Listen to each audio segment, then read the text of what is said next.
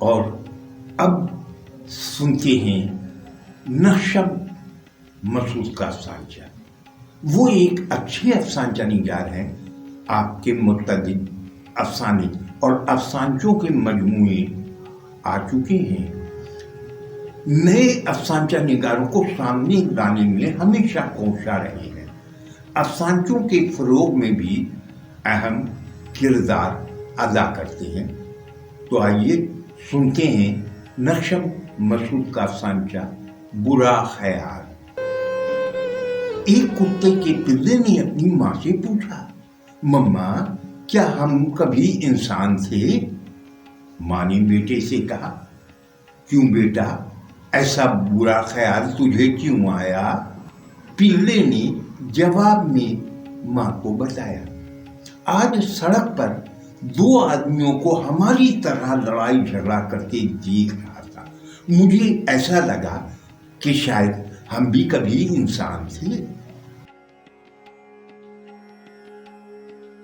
افتخار ایلی کا شمار پاکستان کے ان افسانہ نگاروں میں ہوتا ہے جنہوں نے افسانچے بھی لکھے اور خوب لکھے.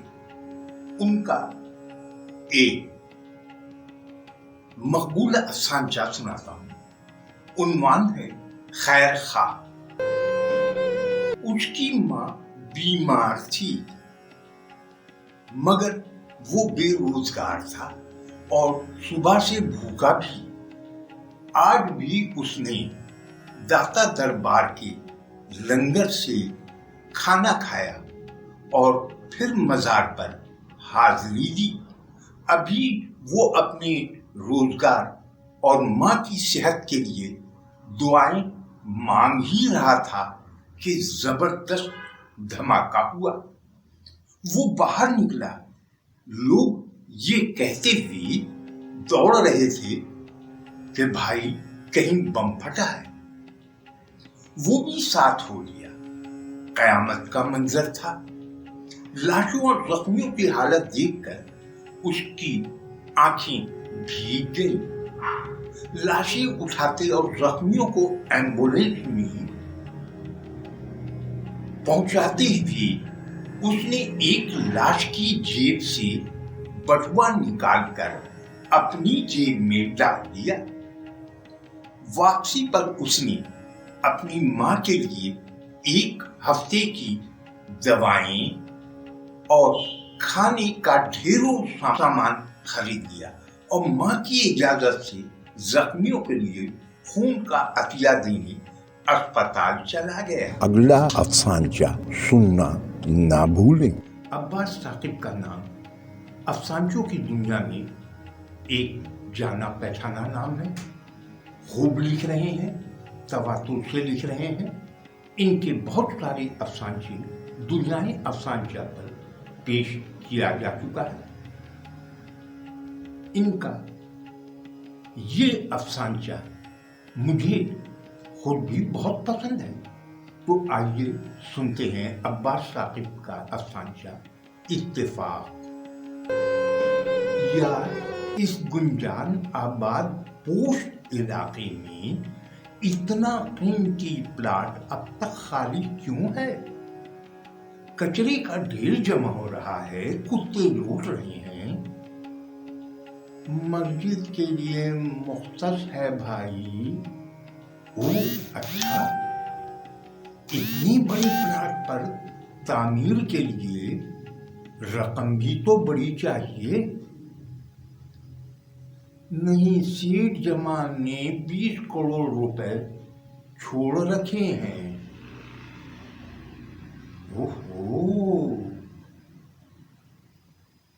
بیٹوں میں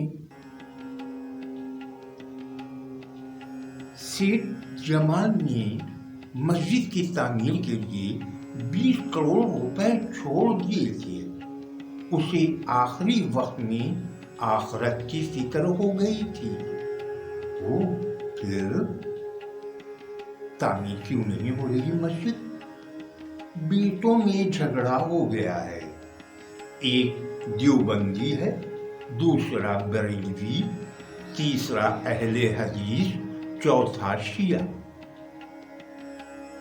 सब अपनी मस्जिद बनाने पर बसित है। पांचवा सबसे छोटा लंदन से पढ़कर आया है।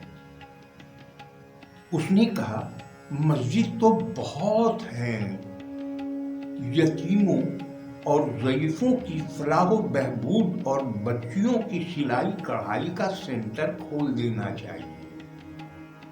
तो फिर बड़े भाइयों ने इत्तेफाक किया उससे।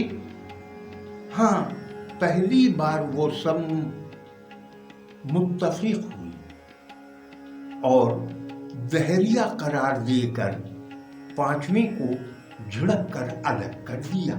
अगला अफसानचा एक निष्ठक से कम नहीं, जरूर सुने, मिस ना करें। ज़ीब सिंधी अफसानचा निगारी में एक बहुत बड़ा नाम। इनकी 100 से ज्यादा अफसानचे दुनियाए अफसानचा पर पेश किए जा चुके हैं, लेकिन आज मैं आपको उनकी एक मिनी कहानी सुना रहा हूं।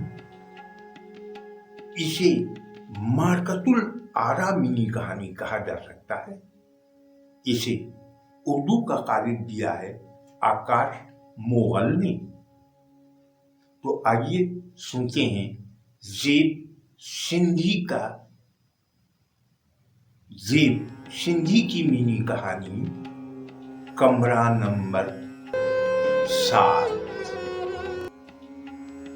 उस दफ्तर में 7 कमरे थे। कमरा नंबर 1 में बैठने वाला शख्स ऑफिस आते हुए एक हादसे के नतीजे में जान बहक हो गया। चंद रोज बाद कमरा नंबर 2 में मुतय्यन एक मुलाजिम दफ्तर से घर पहुंचते ही अचानक दम तोड़ गया। चंद रोज बाद कमरा नंबर 3 में काम करने वाला मुलाजिम सुबह के वक्त ऑफिस आते हुए एक ट्रैफिक हादसे का शिकार होकर राही मुल्क अदम हो गया। इस वाक़े को गुजरे ज्यादा दिन न बीते थे कि कमरा नंबर 4 में तैनात मुलाजिम को दिल का दौरा पड़ा और वो कुर्सी पर बैठे बैठे दारफानी से कूच कर गया। इस गैर यकीनी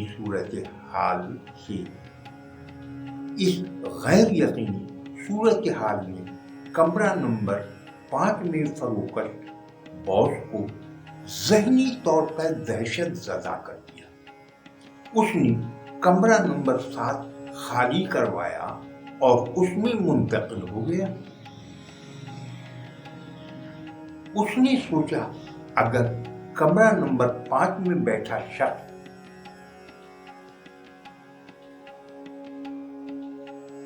मौत का शिकार हो जाता है तो वो कमरा नंबर 6 में मुतय्यन शख्स के मरने से पेशतर ही इस दफ्तर को छोड़ जाएगा।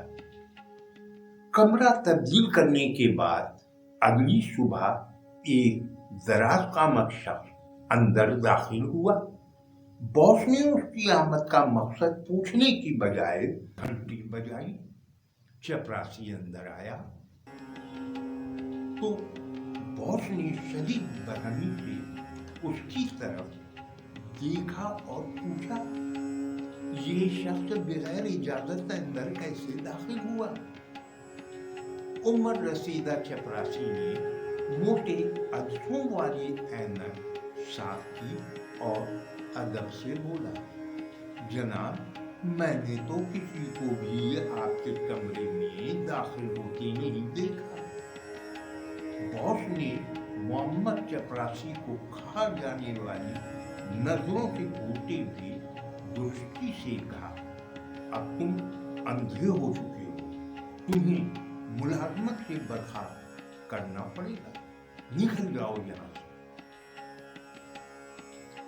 ज़ईफ चपरासी की आंखें भर आई اس نے کرب سے اپنی موٹے شیشوں والی اینک کو دیکھا اور کمرے سے باہر نکل گیا۔ باس نے جھنجھلاہٹ سے سامنے کھڑے شخص کی طرف دیکھتے ہوئے پوچھا، تم کس کی اجازت سے اندر آئے؟ دراز قامت شخص نے متانت سے جواب دیا، مجھے کسی کے پاس جانے کے لیے کسی کی اجازت کی ضرورت نہیں ہوتی۔ باس کا پارا مزید چڑھ گیا، کون ہو تم؟ دراز قامت شخص نے جواب دیا، میں وہی ہوں جو تم سے پہلے اس دفتر کے 4 افراد کو اپنے ساتھ لے جا چکا ہے۔ باس انتہائی بدحواسی اور جھنجھلاہٹ کے عالم میں چلایا، کیا؟ کشیدہ قامت شخص نے جواب دیا، کمروں کے نمبر تبدیل کر لینے سے دنیا سے جانے کا وقت تبدیل نہیں ہوتا۔ ایک وہ دور تھا جب افسانچے پر کتاب ڈھونڈنے سے نہ ملتی تھی، لیکن آج خدا کا شکر ہے کہ ہر کچھ دن بعد انٹرنیٹ پر 1-2 کتابیں نظر آ جاتی ہیں۔ سرفنگ کے دوران ایک کتاب نظر آئی، افسانہ نما۔